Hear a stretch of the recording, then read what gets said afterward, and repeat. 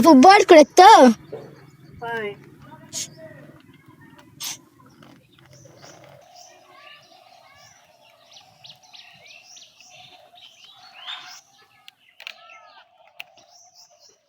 ছোটবেলায় এরকম করে বোর কুড়াতাম, বড় হয়ে গেছি, বড় হয়েও কুড়াচ্ছি।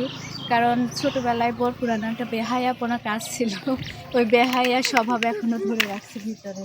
তো এই গাছটার নিচে অনেক বোর পড়ছে, যে ভিতরে ভিতরে পড়ছে। আল্লাহু আকবার।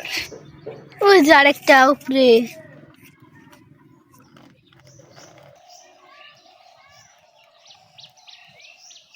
ও মাই গড, স্যান্ডেল উল্টে গেছে। একবারে গাঙ্গের পাশেই।